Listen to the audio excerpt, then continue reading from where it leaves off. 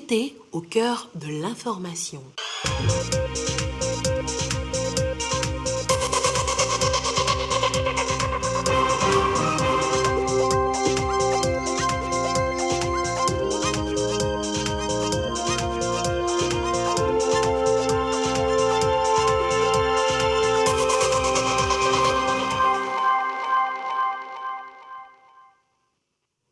Heureuse de vous savoir au rendez-vous du journal sur la télévision togolaise. Madame, Monsieur, bonsoir et voici les titres de cette édition.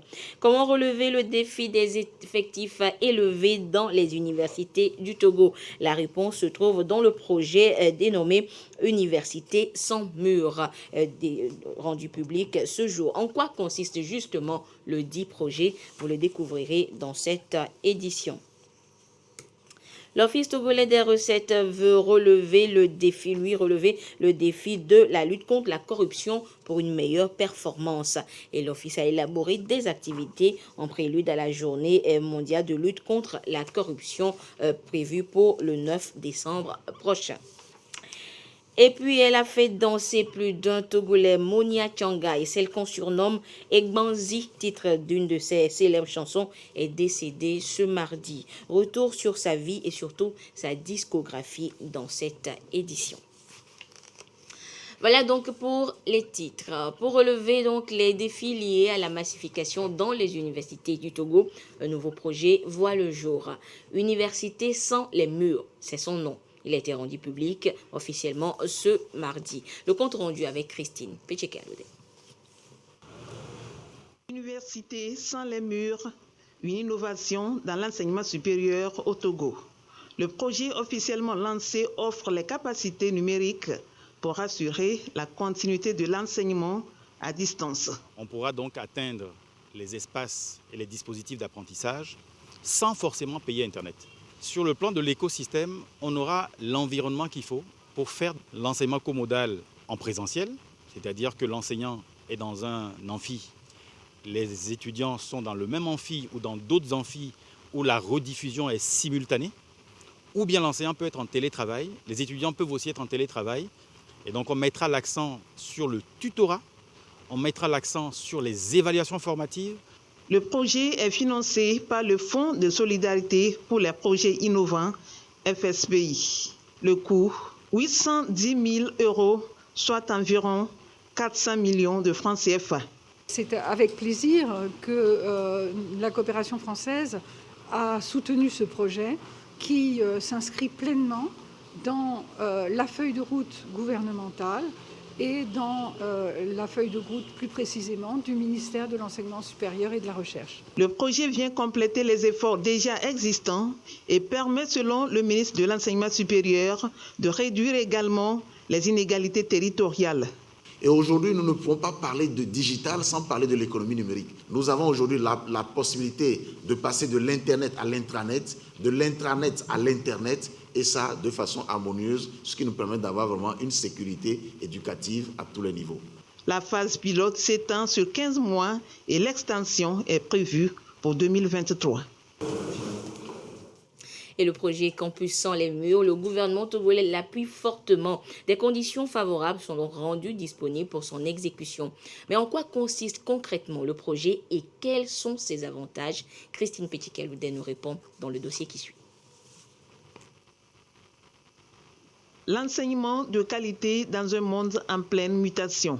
Le gouvernement en a fait une préoccupation. Dans son ambition renouvelée, il a adopté une feuille de route qui regroupe 42 projets et réformes.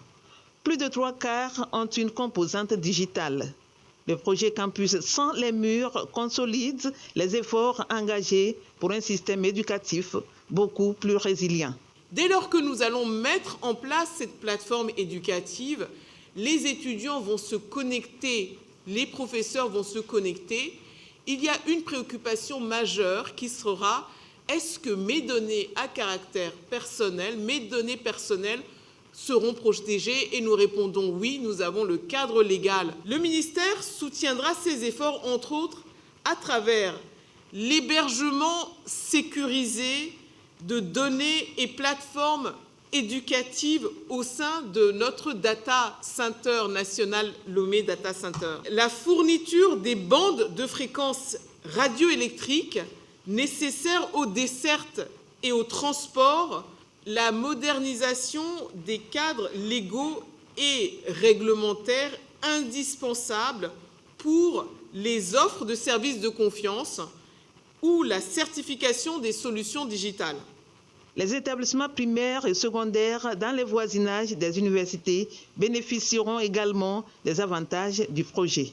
Toute société dans laquelle le numérique n'est pas d'actualité n'a point d'avenir. Le présent projet Université sans les murs est la meilleure des réponses structurantes aux défis de la massification, de la démocratisation de l'accès, de la continuité pédagogique et surtout des défis d'ordre infrastructurel. Le projet Campus sans les murs est le fruit d'un partenariat entre le ministère de l'Enseignement supérieur et de la Recherche et l'ambassade de France.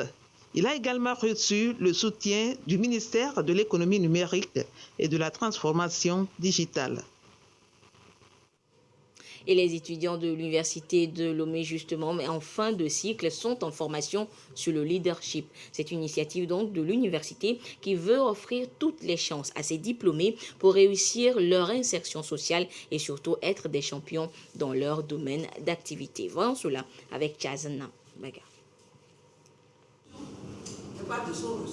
C'est une session orientée leadership et citoyenneté.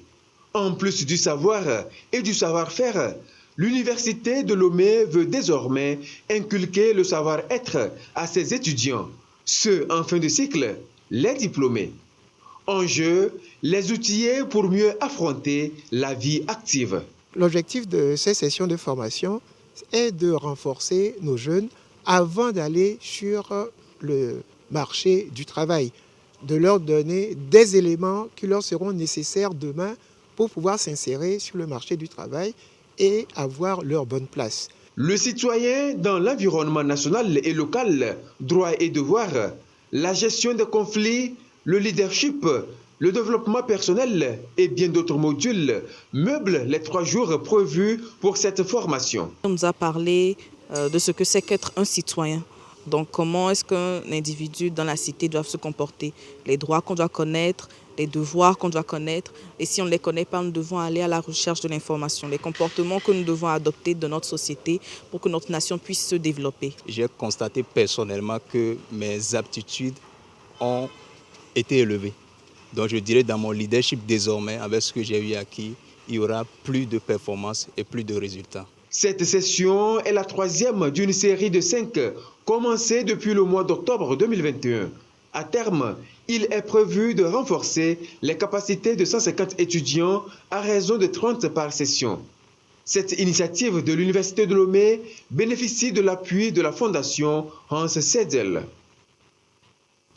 Le 9 décembre prochain, le monde entier célébrera la journée internationale de lutte contre la corruption. Et l'Office togolais des recettes OTR ne veut pas rester en marge. L'institution a débuté depuis hier les activités qui vont marquer justement cette journée sur toute l'étendue du territoire national.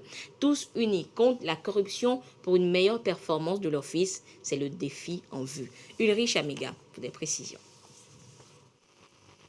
C'est une gangrène pour les économies mondiales. La corruption et ses corollaires, l'Office togolais des recettes en fait une priorité. L'OTR mène le combat contre le fléau pour une meilleure performance. À l'orée de la célébration de la journée dédiée à la lutte contre le phénomène, on affûte les armes pour plus d'efficacité. Il y aura un webinaire. Et après ce webinaire, des séances de sensibilisation seront effectuées dans la division de Lomé, ensuite dans la région maritime, et dans la région des plateaux à l'intérieur du pays. Ce n'est pas seulement en cette journée où nous allons lutter contre la corruption, mais c'est tout le temps. Les pertes sont énormes pour une économie dans laquelle la corruption sévit. Cela amène les hautes autorités du pays à engager des structures comme l'OTR dans la lutte. Ce qui justifie la mise en place d'une direction dédiée à la prévention et à la lutte contre le fléau au sein de l'Office. mais il faut redoubler de vigilance dans la prévention. La corruption constitue un grand risque pour le succès actuel et futur de notre institution dans la mobilisation des recettes. Point n'est besoin de rappeler la gangrène que constitue la corruption pour notre économie nationale en particulier et pour l'Office togolais de recettes de façon plus spécifique. C'est donc 4 jours d'activité initiée pour approfondir et affiner les approches et stratégies pouvant permettre de freiner l'évolution de la corruption dans l'administration fiscale togolaise et contribuer à l'accroissement des recettes. Et l'OTR va en guerre contre la corruption et l'Association togolaise des consommateurs ATCL est en campagne pour la bonne qualité des produits qui nous sont vendus au Togo. Elle a organisé ce mardi donc une opération de contrôle dans les supermarchés, supérettes et autres magasins du Grand Lomé. Le compte rendu avec Marie-Réna Bita et Marie-Ange Bida. Abattoir du port de Lomé. Le charbon de bois a remplacé les pneus et autres plastiques utilisés dans le temps pour fumer la peau des animaux. Un changement qualitatif salué par l'Association togolaise des consommateurs en visite de terrain. On nous a proposé le gaz, mais avec le gaz là, ça ne va pas. Donc maintenant, on a cessé de brûler avec le gaz, c'est avec le charbon que nous brûlons maintenant. Sur les rayons du supermarché Le Champignon à Agoué à Tchanvé et la supérette l'épicerie à Amoutiévé, les produits exposés respectent les dates de péremption et les règles d'hygiène. Nos recherches concrètes, c'est de mettre un tant soit peu la pression sur les magasins pour qu'ils sachent qu'il y a quelqu'un derrière qui surveille au nom des citoyens, qui veut savoir comment les choses sont présentées, si les produits servis sont dans les normes de commercialité, de conservation, afin que la confiance s'instaure entre la population consommatrice et les magasins, les boutiques, tous prestataires. Nous sommes passés dans les rayons, nous avons vu les dates de péremption, les dates de production, nous avons été au niveau de la boucherie, charcuterie. Et par flair système olfactif, c'est-à-dire à l'odorat, nous avons senti que ce rayon est bien tenu. Nous sommes dans de très bonnes conditions à l'entrée de ces périodes festives. Nous avons été tellement ravis de votre visite ce matin.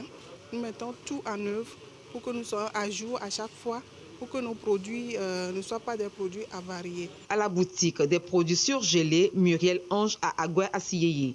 Les conditions de conservation des produits sont passées en revue par les responsables de l'ATC pour s'assurer qu'elles respectent les règles d'hygiène et de qualité. Et la qualité est également requise dans les champs. Pour cela, il est préconisé d'utiliser les intrants organiques en lieu et place des produits chimiques. Et c'est ce que découvrent des producteurs à Témédia dans l'Amo. Sylvain Abdou pour des précisions. Ces producteurs agricoles s'inspirent d'une nouvelle méthode de production, l'agroécologie, une pratique agricole axée sur l'utilisation des micro-organismes pour développer les cultures et enrichir les sols. Ceci pour davantage mettre fin à l'utilisation des produits chimiques, notamment les pesticides. Les producteurs ne font qu'utiliser les pesticides en désordre. On a pris l'initiative afin de sensibiliser les producteurs sur les effets néfastes que ces pesticides ont sur la santé humaine, de même que sur l'environnement. Cette pratique est ici développée par ce jeune entrepreneur, une pratique qui lui permet de produire en toute saison grâce à ce système d'irrigation. Il s'agit pour les producteurs de découvrir son secret pour une production bio sans produits chimiques. Selon lui, les producteurs doivent renouer avec cette nouvelle pratique et mettre fin à l'utilisation des pesticides dans la production agricole. Aujourd'hui, nous sommes fiers par rapport à notre pays quand on nous dit que nous sommes le premier pays à exporter les produits biologiques en Europe. C'est une fierté pour notre nation. Mais pour garder un tel rang, il va falloir vraiment mettre à la disposition de tous les producteurs des produits alternatifs pour pouvoir pallier à ce problème. C'est en fait permettre aux producteurs de cerner tous les contours, dupliquer la méthode pour faire de l'agroécologie une réussite au Togo. Notre vision c'est d'amener les gens à produire sans détruire.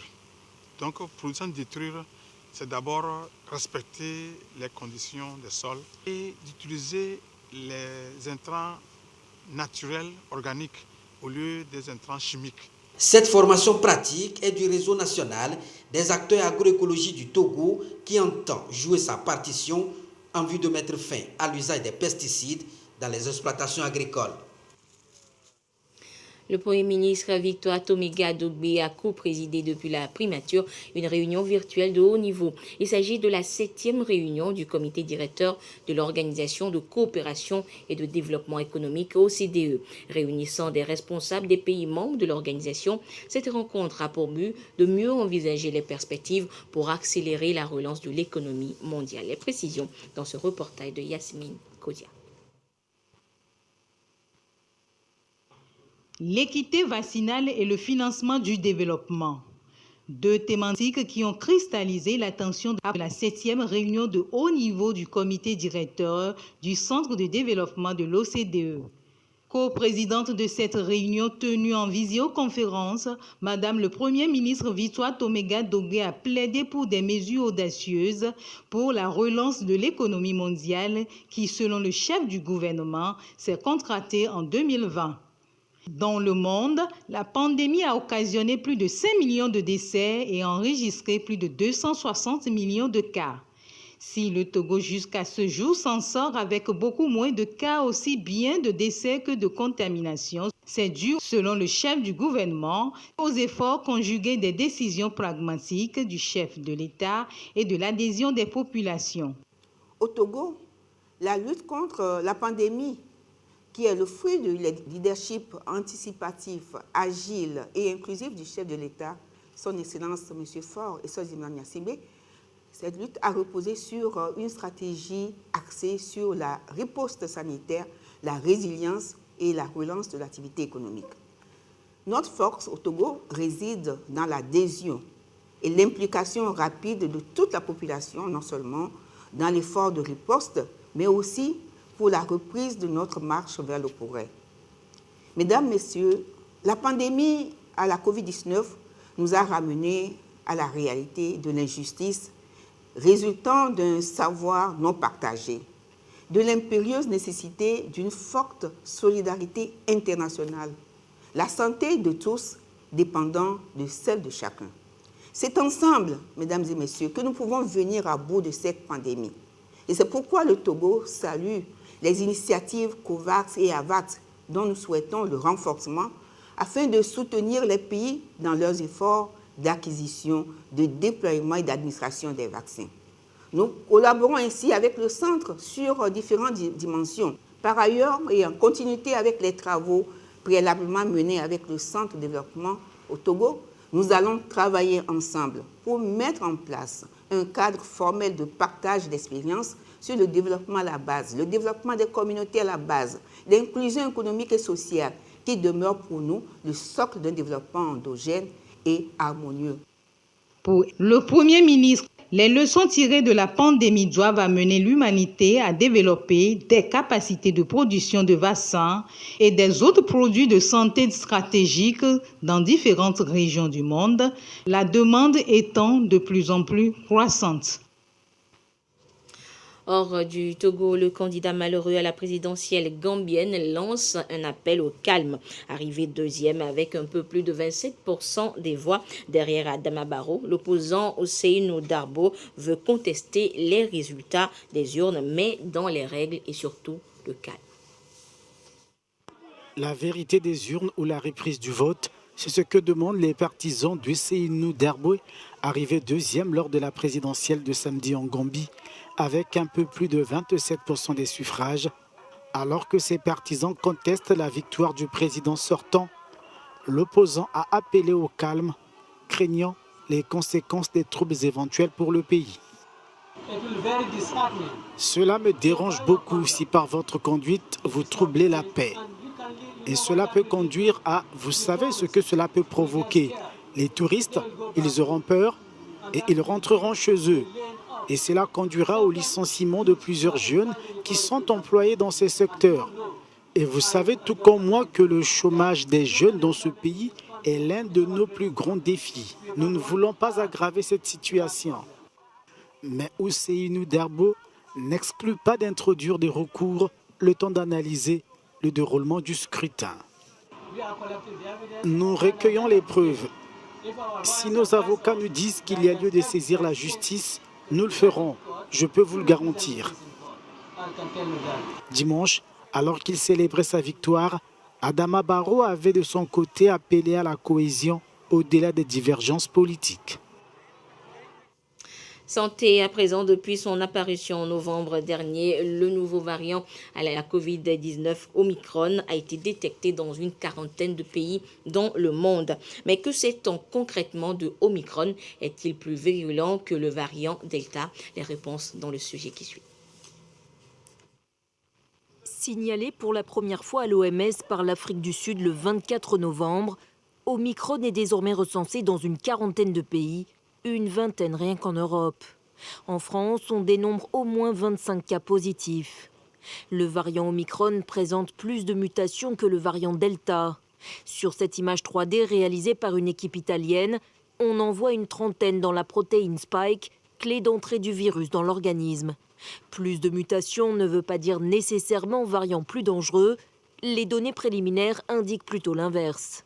Il n'y a aucun élément clinique qui nous permette de considérer que ce variant soit plus dangereux pour les humains que le variant Delta, ce qui serait évidemment une nouvelle rassurante de ce point de vue-là. Il apparaît que ce variant, à l'évidence, est plus contagieux, voire fortement plus contagieux que le variant Delta, qui lui-même est déjà très contagieux par rapport au variant précédent. Sera-t-il aussi plus résistant au vaccin? Impossible de répondre à cette question à ce jour. Selon l'OMS, c'est le variant Delta qui est quasi hégémonique dans le monde. Et pour l'heure, c'est vers lui que doivent se diriger les efforts. Omicron ne doit pas déplacer les priorités du moment. Les priorités du moment, c'est bien d'arriver au pic de cette cinquième vague, d'arriver à la phase descendante et de diminuer le plus bas possible dans la phase descendante, donc pour arriver à une circulation du virus la plus basse possible pour janvier, février ou mars prochain. Donc je pense que la question de la vaccination actuellement ne touche pas du tout encore le variant Omicron. Les laboratoires Pfizer, Johnson & Johnson et la société de biotech Moderna ont en tout cas déjà commencé à travailler sur de nouvelles versions de leur vaccin pour cibler plus spécifiquement le variant Omicron. Et la pandémie liée au coronavirus rend difficile la prise en charge spécialisée de certaines pathologies. Et on parle là de soins palliatifs qui sont un ensemble de soins actifs délivrés à des personnes souffrant de maladies chroniques évolutives ou en phase terminale. Comment sont alors administrés les soins palliatifs en période de Covid-19? Les réponses dans ce dossier de Chazenam Baga. Tochi à Lomé. L'ONG Organisation Jeunesse pour le Développement Communautaire Orgedec dispense ici des soins palliatifs à 2 patientes. Davy est l'une d'elles. Elle souffre de l'hypertension artérielle et du diabète. Elle a été hospitalisée avant d'être libérée pour continuer les soins à domicile. Elle n'a pas les moyens pour aller régulièrement pour ses rendez-vous de contrôle et consort. Donc, du coup, nous avons pris la résolution de passer régulièrement la voir. Et depuis août 2021, elle est prise en charge par l'ONG dont les membres viennent régulièrement contrôler sa glycémie et sa tension artérielle. Quand la maladie évolue, la personne peut ne pas sentir ses pieds. Et du coup, elle peut se blesser sans le savoir. La plaie peut évoluer, créer une gangrène et jusqu'à amener à une amputation. Donc nous ne voulons pas que ce genre de choses arrivent.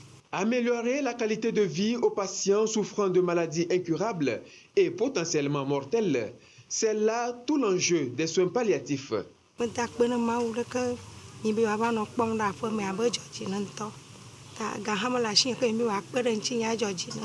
Si au départ, les soins palliatifs étaient destinés uniquement aux malades en fin de vie, de nos jours, le concept a beaucoup évolué et prend en compte des patients souffrant de pathologies qui nécessitent des soins tout au long de la vie comme le VIH-Sida, les AVC, les traumatismes graves et les troubles mentaux. Mademoiselle Aholoussi souffre d'une maladie mentale. Désormais, elle bénéficie gracieusement des soins palliatifs. Comme vous le voyez, avec une plaie, nous devons gérer cette plaie-là convenablement. Surveiller la prise des médicaments. Chaque mois, nous avons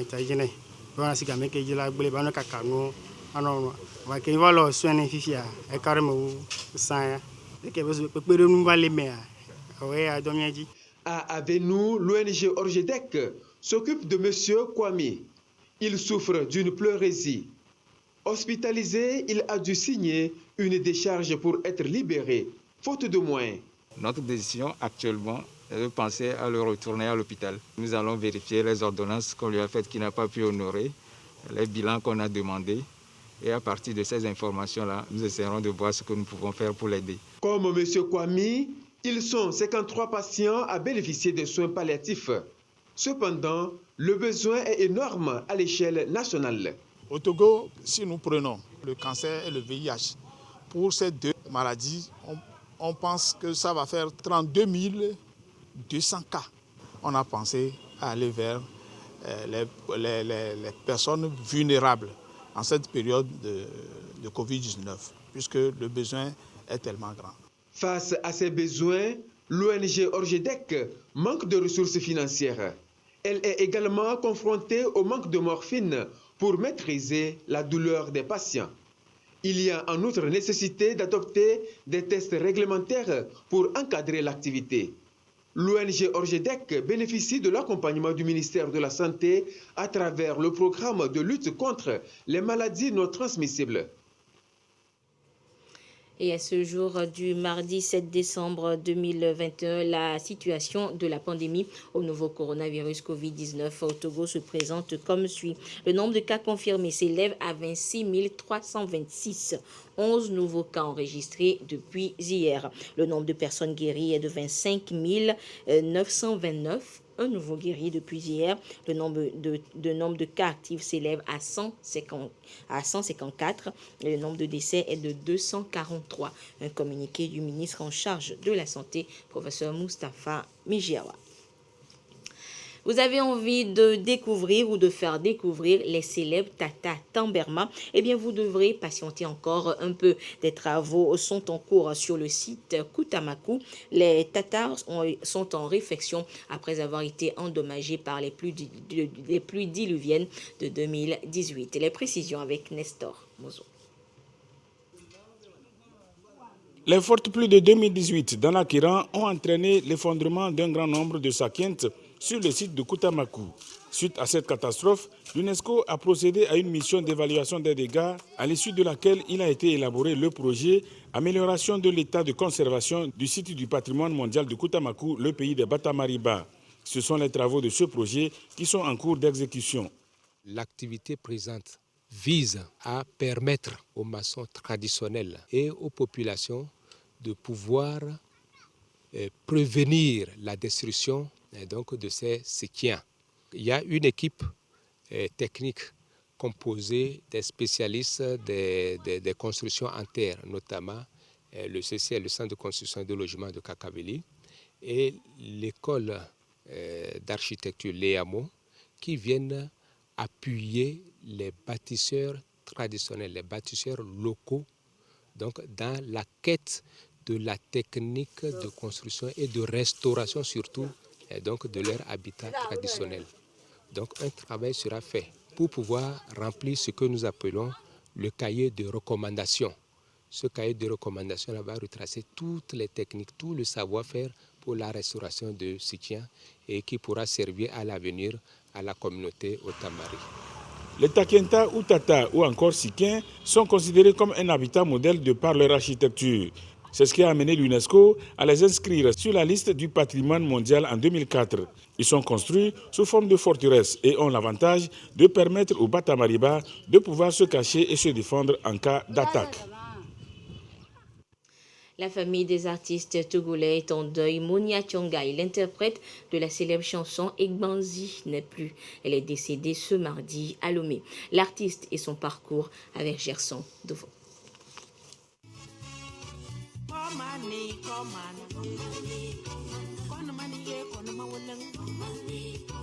Monia Thiongai, c'est la voix. L'une des plus belles voix de la musique togolaise, une voix qui a fait le tour du monde.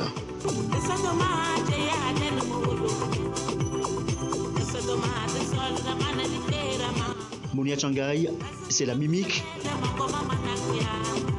c'est l'authenticité.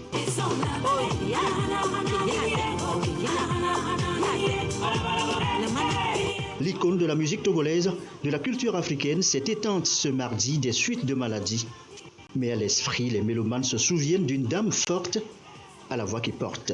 Moi, aujourd'hui, vieille, dans la chanson, 43 ans de carrière, 65 ans d'âge, je continue la lutte. Je crois que j'ai quelqu'un aujourd'hui qui va m'aider à finir mes beaux âges dans la bonté, dans la joie. À l'annonce de son décès, beaucoup se rappellent cette belle voix qui a fait danser le général Eyadema lors des Evala à Kara.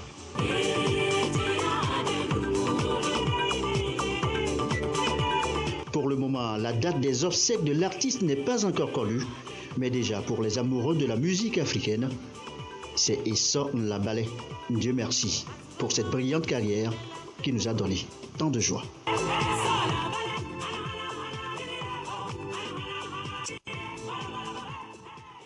Et l'extrait donc de l'interview suivi dont le reportage a été réalisé il y a 9 ans. Mounia Changai est décédé donc à l'âge de 74 ans. Que la terre lui soit légère. Voilà, c'est sur ce hommage donc à Mounia Changai que se referme cette édition. Merci de votre fidélité à la télévision togolaise. Excellente suite de nos programmes. Au revoir.